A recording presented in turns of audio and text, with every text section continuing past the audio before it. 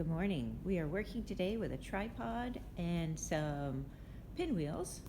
And this tripod has a lot of really great features. It allows you to tilt this way as well as this way so that your camera can be vertically placed as well as any kind of angle you want. It's a 360-degree head, and the legs extend, in this case by unclamping that and then pulling and sliding.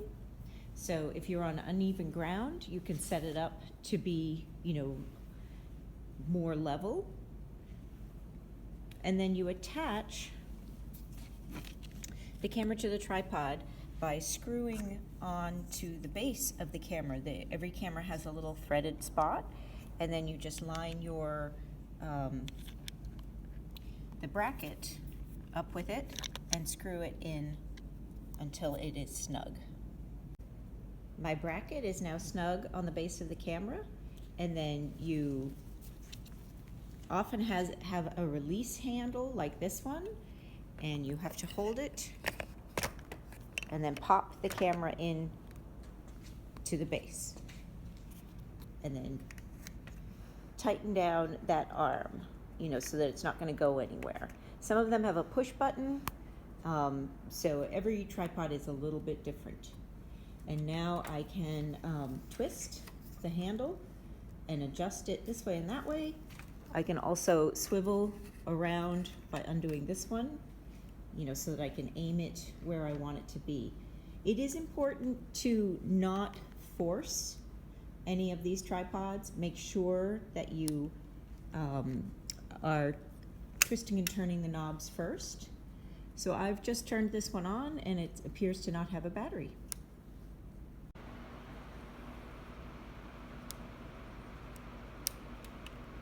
So I just turned this camera on, and I'm getting the message: before taking photos, rotate the zoom ring to extend the lens. That is this right here. So you press that button and you extend it all the way out, and then that message will go away.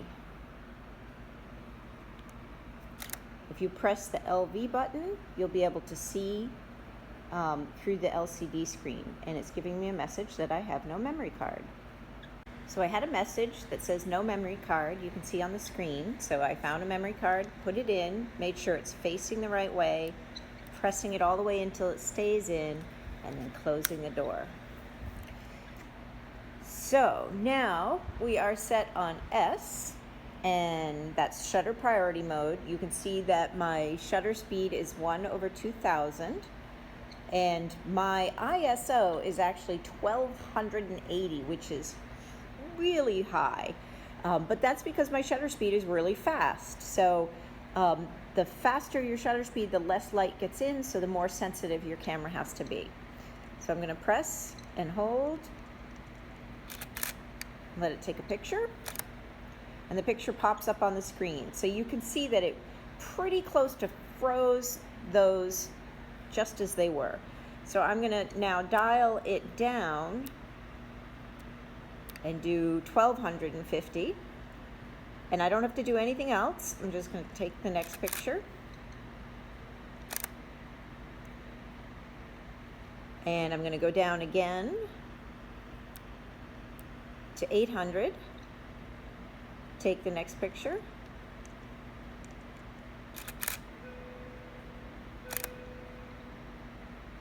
they're still frozen, still capturing the movement perfectly. Going to drop down to 400, take another picture, and this one is starting to look a little blurry up there, which is awesome. I'm going to drop it down to 200,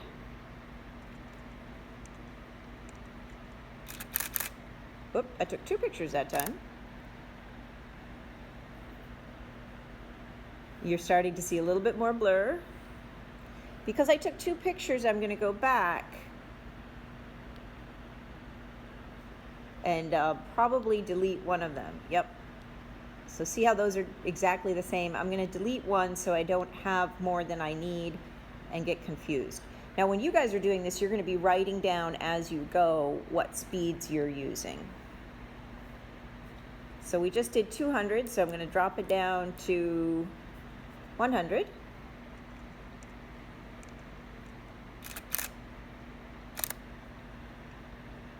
Oh, we're getting some good blur now.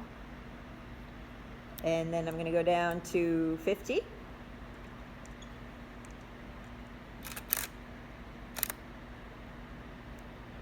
Beautiful blur.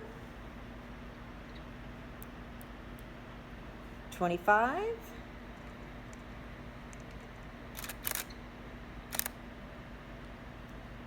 Look at that. Nice. You get to see the pinwheels in motion. We are going to reach a point where it's just going to look like a blur, so I'm going to drop it down to 10. And we'll see if we're getting there.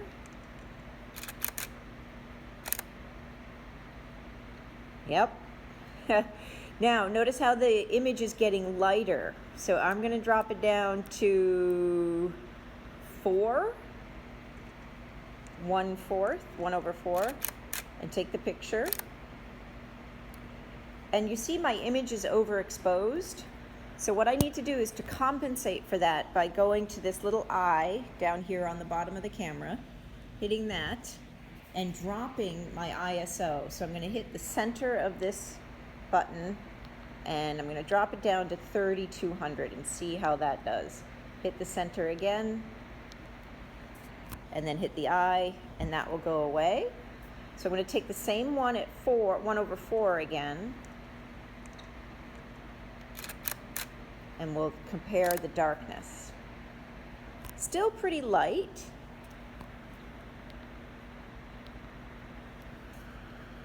Going to playback mode. So there's the one I just took, and there's the one I took before it. It looks like I could drop my ISO a little bit more. So I'm going to delete this image because it was too bright. And now I'm going to go back to, sorry. Got to get out of playback mode. I'm going to go back to the information button and the ISO, and I'm going to drop it down to 1600 for the next one. So I was at 1/4, and now I'm going to drop it down to, let's do 1 full second and see what happens.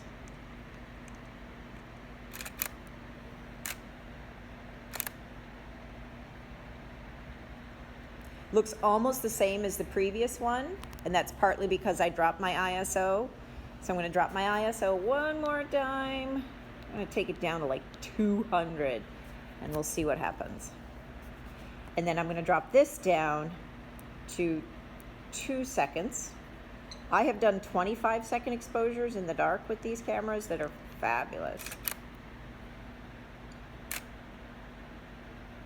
Performing noise reduction.